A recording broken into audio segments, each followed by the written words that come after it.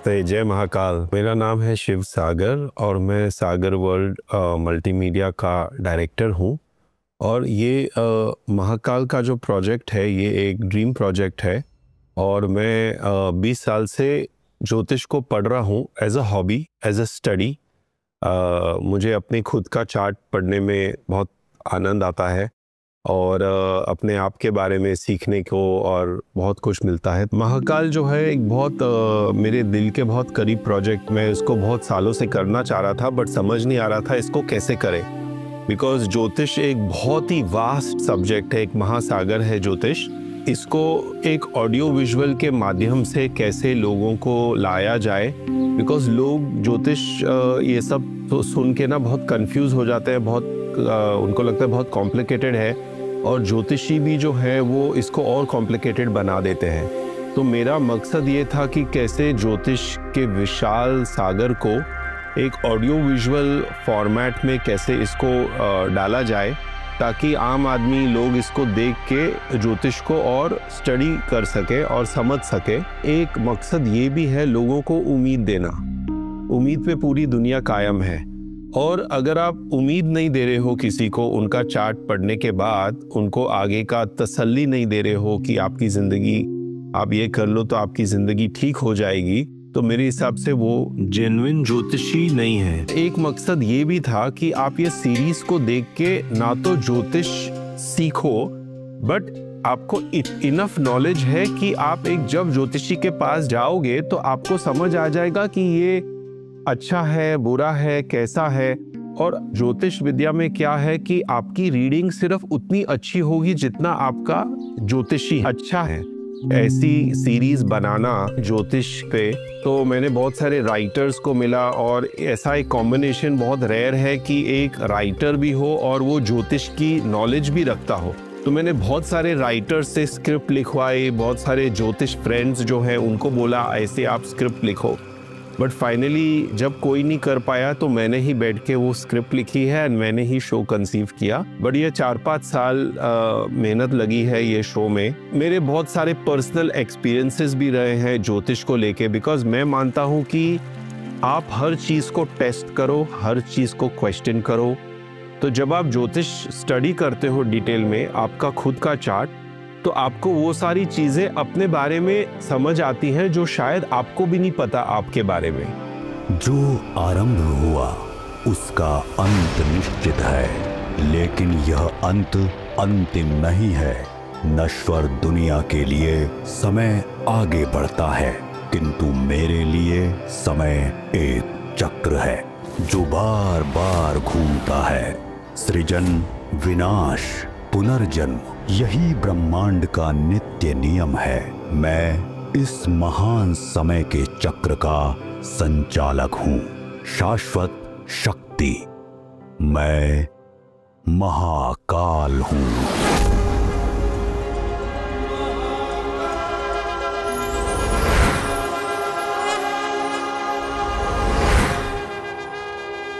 महान सभ्यताएं, साम्राज्य, शासक, सबको यही विश्वास था वे अलग हैं, शाश्वत हैं, लेकिन सब धूल में मिल गए। जो पत्थर उन्होंने तराशे, जो युद्ध लड़े, जिस भूमि पर शासन किया, समय ने सब निगल लिया। भगवान शिव के मंदिर तो पूरे हिंदुस्तान में है, हिंदुस्तान के बाहर भी हैं, बाली में हैं, मॉरिशस में हैं, मॉरिशस में भी ज्योतिर्लिंग है। पर महाकाल क्यों स्पेशल हैं? क्योंकि ना अगर आप महाकाल का पहली चीज तो स्पेस देखें, तो स्पेस क्या है कि ट्रॉपिक ऑफ कैंसर और सेंटर मेरिडियन एक जगह पे क्रॉस कर रही है, वो उज्जैन है। तो स्पेस क्या है? स्पेस जीरो है। आप कहीं से तो रेफरेंस लेंगे ना, आप आकाश में भी देखते हैं तो कहते हैं ये मेरा 0 पॉइंट है, 0 से निकाल के 1 करेंगे। उसके बाद फिर देखिए कि समय की गणना वहां से करनी है, क्योंकि वो 22.5 डिग्री या 23 डिग्री जो भी आप एक्सेस लेना चाहें पृथ्वी का जो वॉबल कर रही है, वहां पर वो सबसे ज्यादा क्लोज है। अगर आप इस गिलास को लें और ऐसे ऐसे हिलाएं तो आप कहेंगे कि अच्छा सबसे सेंटर पे क्या है वो कब से कम वॉबल करेगा।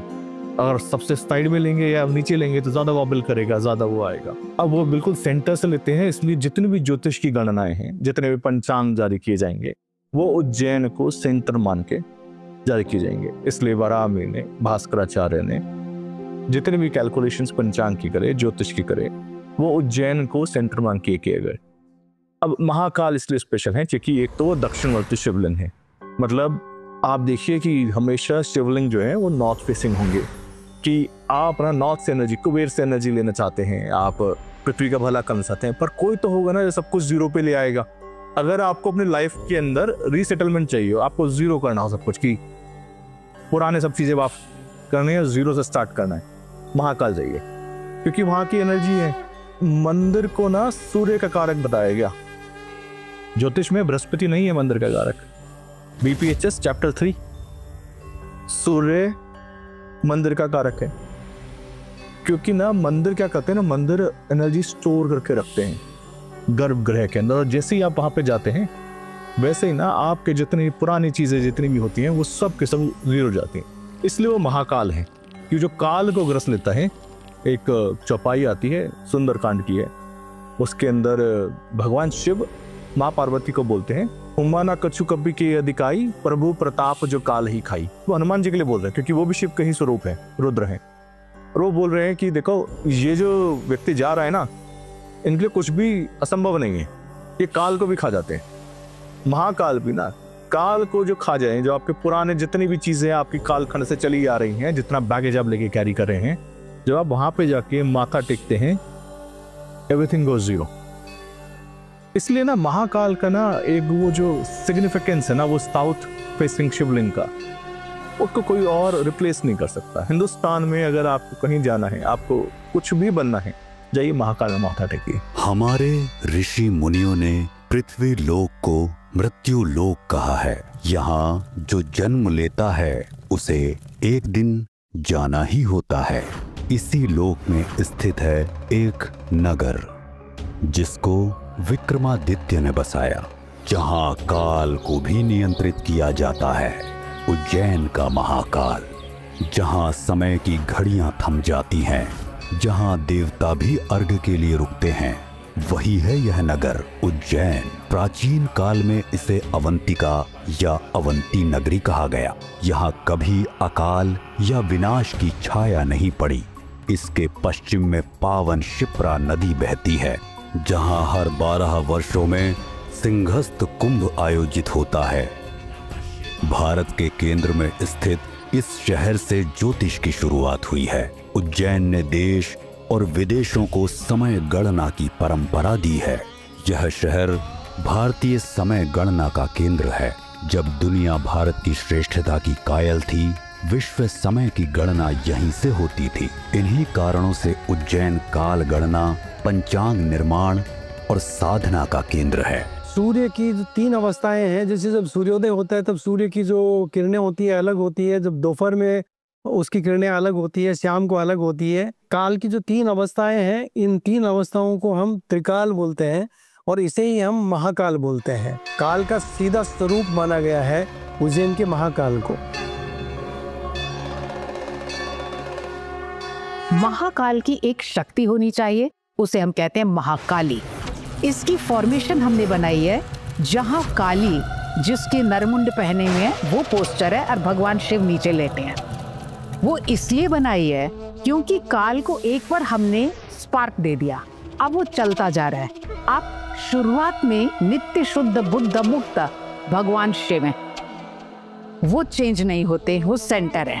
लेकिन जब उन्होंने अपनी प्रक्रिया शुरू कर दी तो शक्ति चार्ज हो गई। अब शक्ति चार्ज हो गई, वो तब तक घूमती रहेगी जब तक उसका सर्किट पूरा नहीं होगा। अब उसे शिव की आवश्यकता नहीं है। ये कॉन्सेप्ट शिवलिंग में बनाया हमने। और आप जब जाएंगे काली के मंदिर में तो नीचे ऊपर काली नर्तन कर रही है, नीचे शिव लेटे हैं। वो अपने आप बंद होगी तो दोबारा शुरू होगा। ये बेसिक कॉन्सेप्ट है।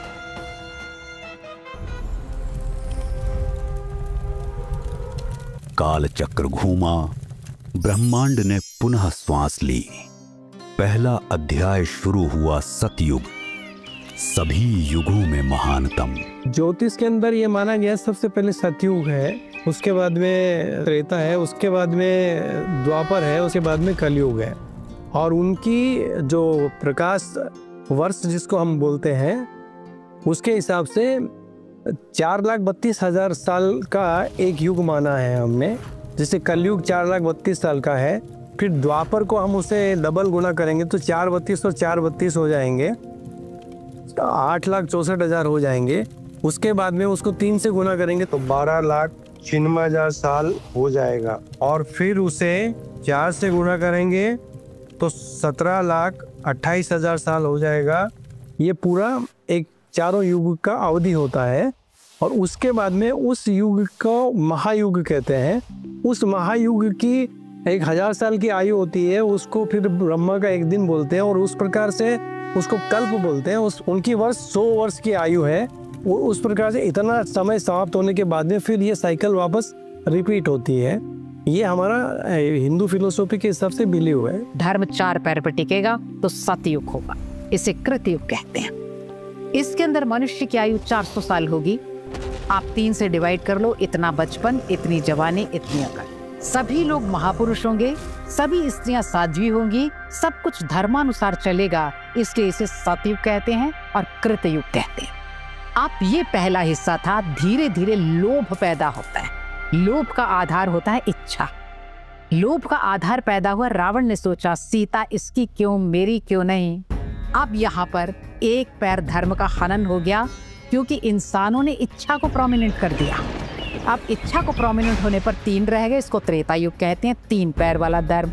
अब धर्म के अंदर जो लोभ था, उस लोभ को फुलफिल करने के लिए हिंसा भी आ गई, तो धर्म 2 पैर रह गया।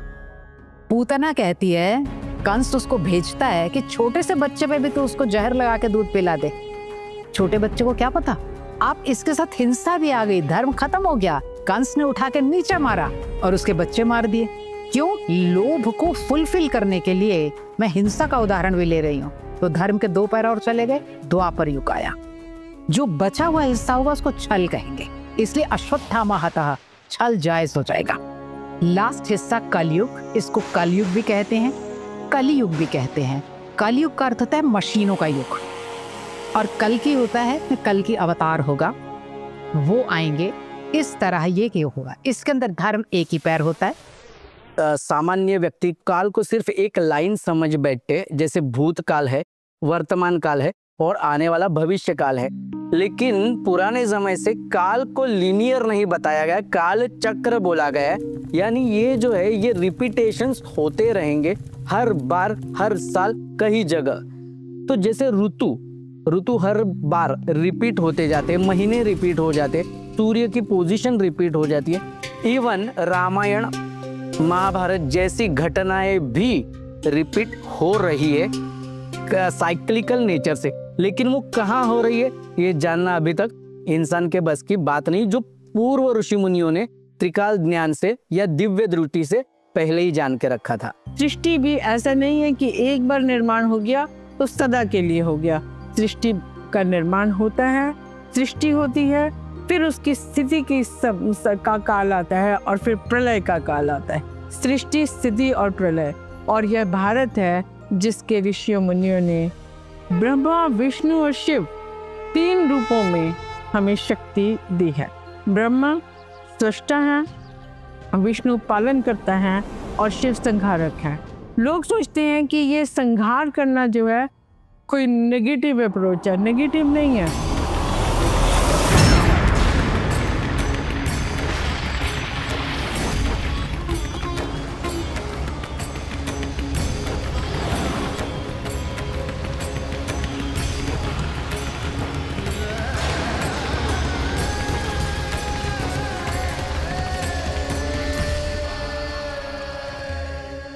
काशी, काश्यते प्रकाश्यते अनेनैति काशी। काशी का जो व्युत्पत्ति स्वरूप है ना, प्रकाश, जहाँ से ज्ञान का प्रकाश स्फूर्त होता।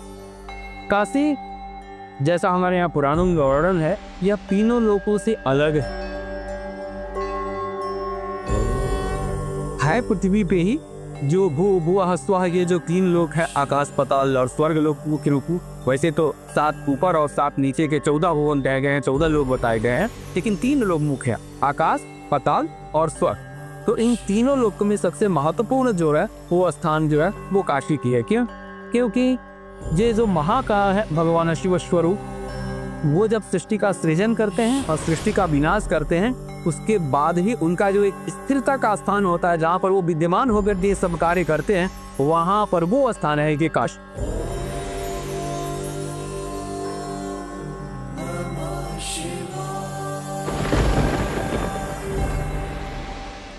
जहाँ तक साइंस का सवाल है तो साइंस तो कहता है कि 13.8 बिलियन ईयर्स पहले पृथ्वी की या सृष्टि की उत्पत्ति हुई, लेकिन ऋग्वेद में कहा गया है 129वें सूक्त, नासदीय सूक्त, 7 ऋचाओं का वो सूक्त है, उसमें उन्होंने बताया है कि जब सत्य भी नहीं था और असत्य भी नहीं था, तब हुंकार चल रहा था, तब विधाता के मन में आया सृष्टि निर्माण करे।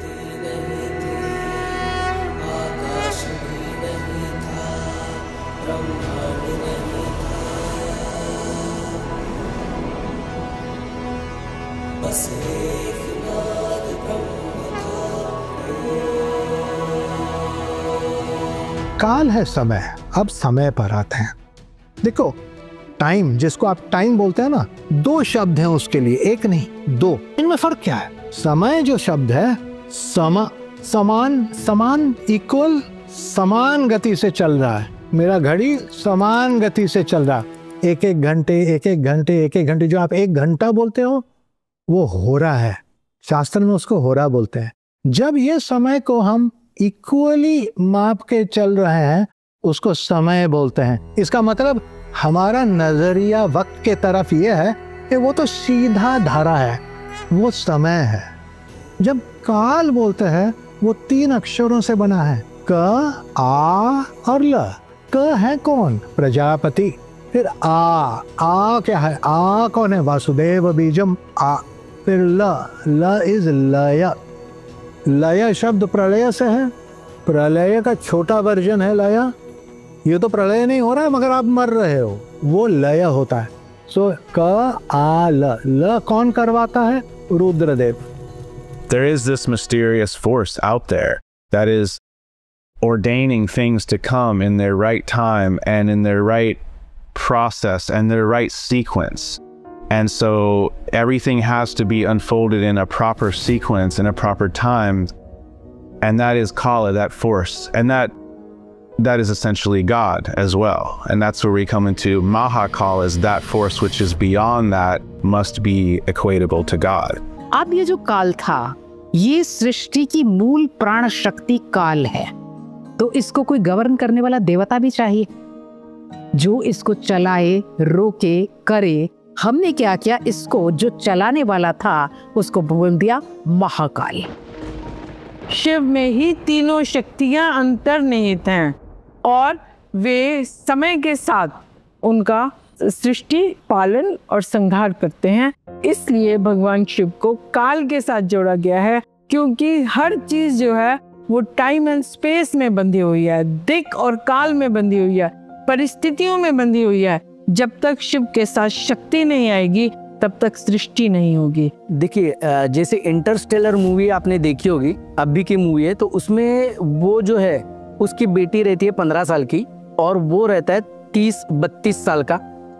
वो जाता है एक स्पेस टूर पे और गलती से वो ब्लैक होल में चले जाते और अनदर डायमेंशन में पहुंच जाते। जब वो वहां से वापस आते तब उसकी उम्र तो 30 साल ही होती है, लेकिन उसकी बेटी की उम्र 90 साल हो गई। और उसमें ये भी दिखाया गया है कि बीच में वो प्लेनेट पे उतरते हैं, वहां पे हर बार टिक टिक टिक आपको सुनाई देगा। वो हर टिक धरती का समय ज्यादा बता रहा है। तो वैसे वहां पे 7 से 10 बार टिक होता है, यानी पृथ्वी पर 60 साल बीत गए। तो वैसे ही ब्रह्मा जी का जो दिन है यहाँ के कई युगों के बराबर माना गया है।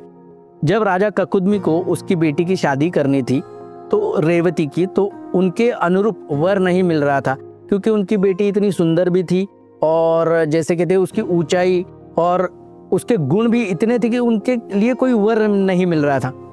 तो राजा बहुत चिंतित हो गए और वो चले गए रेवती को लेके ब्रह्मा जी के पास। तब साम गायन चल रहा था, तो साम गायन होने तक वो वहाँ पे रुके। बाद में उन्होंने ब्रह्मा जी से पूछा कि आपने मेरी बेटी के लिए कोई वर की योजना की भी है कि नहीं। तब ब्रह्मा जी ने कहा कि अच्छा हुआ आप रेवती को लेके आए, क्योंकि जब तक यहाँ पे आपने गान सुना तब तक पृथ्वी पर कई हजार युग बीत चुके हैं। जो जो निर्माण मैंने किया था, इसके लिए जो वर निर्माण किए थे वो सब जा चुके हैं। तब राजा चिंतित हुआ कि अब क्या करें। तब भी ब्रह्मा जी ने कहा कि अभी भी वक्त गया नहीं है, आप जाइए। आप जब तक जाएंगे तब तक भगवान विष्णु और शेषनाग वहाँ पे अवतरित होंगे कृष्ण और बलराम के रूप में, तो बलराम जी से आप रेवती की शादी कर सकते। तो अगेन ये भी ब्रह्मा जी ने काउंट कर लिया कि इनको पृथ्वी पर जाने के लिए कितना टाइम लगेगा और उस हिसाब से कौन सा युग तब तक आएगा और कौन जन्म लेगा, और फिर रेवती और बलराम जी की शादी हुई। समय को समझने के लिए ना इंसान को अपने आप को समझना पड़ता है, और जब वो व्यक्ति अपने आप को समझ जाता है तो ना उसको समझ में आने लगता है कि ये पूरी दुनिया किस तरीके से काम करती है।